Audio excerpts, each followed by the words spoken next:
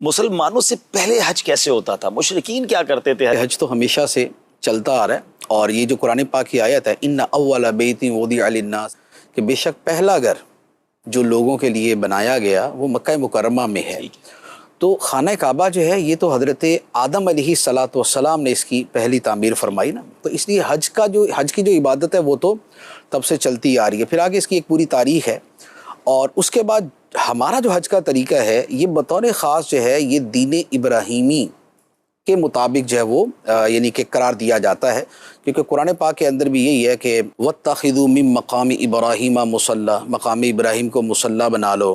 یا فرمایا کہ ملت ابراہیمی کی پیروی کرو۔ تو یہ ہمیں جو ہے وہ احکام ہے، تو ہمیں جو دین ابراہیمی والا، ملت ابراہیمی والا جو ہے یہ قرآن پاک کے اندر قرار دیا گیا ہے۔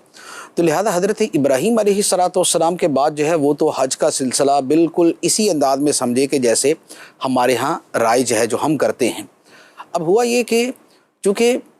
حضرت ابراہیم و اسماعیل علیہ الصلاۃ والسلام کے جو ہے وہ دنیا سے تشریف لے جانے کے کچھ عرصے بعد پھر یہاں پر جو ہے وہ شرک آنا شروع ہوا۔ عمرو بن لحی نام کا جو ایک شخص تھا، پھر شرک کا رواج ہونا شروع ہوا۔ تو اب چونکہ شرک کا تعلق بھی بیسیکلی تو ایک مذہبی شے کے ساتھ ہے نا، یعنی کہ شرک جو کر رہا ہے وہ بھی ایک مذہبی سوچ والا ہے، صحیح، وہ یعنی کہ باطل مذہبی سوچ والا ہے، لیکن ہے وہ بھی مذہبی سوچ والا۔ تو اب اس میں کیا ہوا کہ اس کے اندر جو ہے وہ خانہ کعبہ کے ساتھ ایک بت کھڑا کیا، تو دوسرا کر دیا، تو تیسرا کر دیا، تو کرتے کراتے یہ ہوا کہ فتح مکہ کے موقع پہ 360 بت وہاں پر تھے، اور اسی میں پھر جو صفا اور مروہ کے اوپر 2 بت تھے، اصاف اور نائلہ کے نام سے، یہ بھی 2 بت وہاں پر موجود تھے۔ تو اب مشرکوں نے جو اس میں تبدیلیاں کی تھیں، ان بہت ساری تبدیلیوں میں ایک تو یہی تھا کہ جیسے وہاں پر یہ بت وغیرہ لگا دیے، تو اب خانہ کعبہ کے پاس آتے اور آ کے کہتے کہ جیسے نا لبیک اللہم لبیک لبیک لا شریک لک لبیک، تو اب اس کا ترجمہ تو یہ بنتا ہے کہ اے اللہ میں حاضر ہوں اور تیرا کوئی شریک نہیں، لیکن اس کے ساتھ وہ اپنی طرف سے جملہ جوڑ دیتے تھے سوائے اس کے کہ جس کو تو نے بنایا ہے، سوائے اس کے کہ جس کو تو نے ملکیت دے دی ہے۔ تو اب یہ وہ ہو گیا کہ یعنی کہ اس کے اندر وہ استثناء ڈال دیا کہ جس نے اصل شے کو بالکل ہی باطل کر دیا۔ تو اب انہوں نے بت بھی رکھے ہوئے تھے۔ دوسرے نمبر پر یہ تھا کہ اب زمانہ گزرنے کے ساتھ ساتھ جہالت بڑھتی گئی، سکھانے والا تھا کوئی نہیں، یا جو سکھانے والے تھے وہ خاموش ہو گئے۔ تو اب اس میں پھر انہوں نے اپنی طرف سے جو رواج اس میں شامل کرنے تھے وہ کرتے گئے، اور یوں کہہ لیں کہ اس کو یعنی کہ ورس سے ورس جو ہے نا وہ اس کو کرتے گئے، اپنا دینی تہوار بنا لیا، اس کو دینی تہوار بھی بنا لیا، اور اس کے ساتھ اس میں یعنی کہ غلط در غلط چیزیں شامل کر۔ تو اب وہ جو بہت ساری تبدیلیاں تھیں ان میں سے ایک تبدیلی یہ تھی کہ حج تو جو مشروع ہوا تھا، جو شریعت نے اس کا طریقہ کار بیان کیا تھا اور جو چلتا آ رہا تھا، وہ تو یہ تھا کہ سارے کے سارے حاجی جو ہے یہ عرفات جائیں، مینا سے عرفات جائیں گے اور عرفات سے واپس آئیں گے۔ لیکن جو قریش مکہ تھے انہوں نے ایک اپنی یوں کہہ لیں کہ ایک اپنے آنر کے طور پہ یا ایک اپنی خصوصیت کے طور پہ یہ کر لیا تھا کہ ہم مینا سے جائیں گے تو ہم عرفات نہیں جائیں گے، ہم مزدلفہ میں ہی جو ہے وہ ٹھہریں گے، اور نحن حمص کے ایک الفاظ تھے کہ بھی ہم خصوصی لوگ ہیں کہ ہم یہاں پر ٹھہریں گے۔ تو یہ جو ہے یہ میدان عرفات میں نہیں جاتے تھے، بلکہ یہ وہیں ٹھہرتے تھے، باقی حاجی میدان عرفات میں جاتے تھے اور پھر وہ وہاں سے واپس آتے تھے۔ دوسرا یہ تھا کہ وہاں پر جب وہ طواف کرتے تو طواف کرتے ہوئے جو ہے وہ بتوں کی ساتھ عبادت بھی چلتی رہتی تھی۔ تیسرے نمبر پہ یہ تھا کہ صفا مروہ کا جب وہ چکر لگاتے تھے تو صفا مروہ کے چکر لگانے میں جو وہاں کے بت جو وہاں پر رکھے ہوئے بت تھے تو یہ ان کو بھی جا کے چھوتے تھے، یہ بھی تعظیم کے طور پہ تھا۔ چوتھے نمبر پر یہ تھا کہ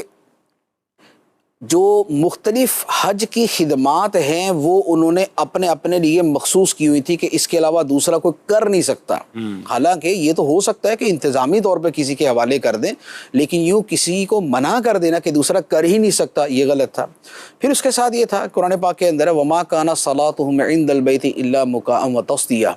کہ مشرکوں کی نماز اور عبادت بیت اللہ کے نزدیک نہیں ہے مگر سیٹیاں اور تالیاں۔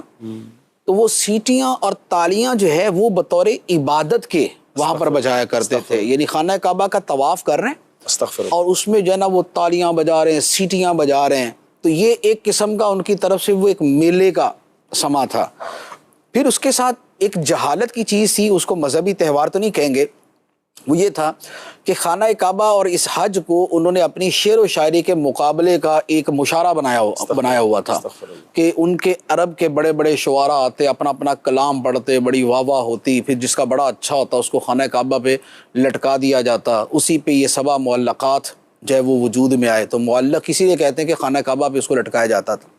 پھر اس کے ساتھ ایک بہت ہی یعنی کہ یوں کہہ لے کہ بدترین جو چیز تھی یہ عملی طور پہ، وہ تھی عقیدے کے اعتبار سے شرک والی چیزیں،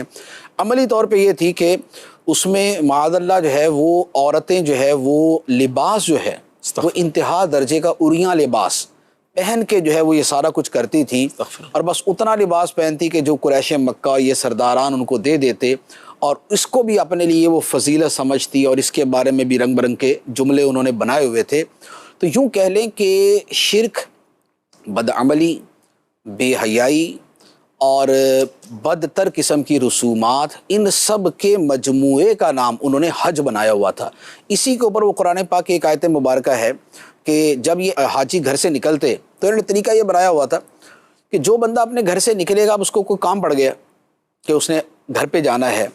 تو وہ دروازے سے گھر نہیں جاتا تھا، پیچھے سے دیوار توڑ کے وہ اندر جاتا تھا، اور اسے کہتا تھا کہ چونکہ اللہ کی راہ میں نکل کے بس واپس نہیں مڑ کے آنا۔ اچھا، تو ایسا چلا بلا جو ہے نا وہ تو ہے نہیں کہ بھی حج کے لیے آپ نکلے ہیں تو اب آپ نے دوبارہ گھر کے دروازے سے واپس نہیں، دیوار توڑ کے آ جانا ہے۔ تو اس پر فرمایا گیا کہ وَأْتُوا الْبُيُوتَ مِنْ أَبْوَابِهَا، کہ گھروں میں ان کے دروازوں سے آؤ، یہ ان کی جو ہے نا وہ کیا نام ہے دیوار توڑ کے آنے کی ضرورت نہیں۔ ایک یہ دوسرے نمبر پہ یہ تھا کہ وہ اہل یمن کے بارے میں ہے کہ وہ کیا کرتے تھے کہ گھر سے نکلتے اور ساتھ میں زادے راہ، توشہ سفر، سامان وغیرہ، کرنسی کچھ بھی نہیں لے کے نکلتے تھے، اور کہتے یہ تھے یہ ہمارا اللہ پہ توکل ہے، ہم اللہ کے بھروسے پہ نکلے ہیں، اللہ کی راہ میں نکلے ہیں، اللہ کے بھروسے پہ راستے میں ہمیں ملتا رہے گا، مانگتے جاتے تھے، اور پھر پورا راستہ مانگتے جاتے تھے کہ بھئی ہم تو حاجی ہیں، ہمیں دو۔ تو اس پر قرآن پاک میں منع فرمایا گیا اور حکم دیا وَتَزَوَّدُوا، کہ زادِ راہ اور توشہ سفر، سامان سفر ساتھ لے کے چلو۔ فَإِنَّ خَيْرَ الزَّادِ التَّقْوَىٰ، بہترین زاد راہ تقویٰ ہے۔ اچھا، اس تقوی کا مطلب ایک تو یہی ہے کہ بندہ گناہوں سے بچے، کہ بہترین زاد راہ دنیا کا آخرت کا یہ ہے۔ دوسرا اس کا معنی یہ تھا کہ تقوی کا مطلب ہوتا ہے بچنا، تو فرمایا کہ زاد راہ لے کے چلو، اور بہترین زاد راہ یہ ہے کہ تم سوال کرنے سے بچو، تمہارے پاس خود بھی کچھ ہونا چاہیے۔ تو یہ اس طرح کی جو رسومات ہیں اور نہ جانے کیا کیا چیزیں تھیں، تو وہ سب مل ملا کے وہ حج تھا۔ تو نبی پاک علیہ الصلوۃ والسلام تشریف لائے، تو پھر آپ نے جو صدیق اکبر رضی اللہ تعالیٰ عنہ نے حج کیا تھا، اس میں نبی پاک علیہ الصلوۃ والسلام نے آپ کو یہ کہہ کر بھیجا تھا کہ آپ جو ہے وہ اگلے سال حج کی یہ جتنی غلط رسمیں اور طریقے ہیں ان کے ختم کرنے کا اعلان کر دیں۔ پھر پیچھے سے جو ہے وہ حضرت علی رضی اللہ تعالیٰ عنہ پہنچے اور وہ یہ حکم لے کے چلے گئے کہ مشرک کوئی بھی نہیں آئے گا۔ تو یوں کفار جو ہے وہ بالکل اس سے ہٹ گئے، اور اب جو حج تھا وہ ہونا تھا پھر جو سرکار علیہ الصلوۃ والسلام نے کروانا تھا، اور اس کے مطابق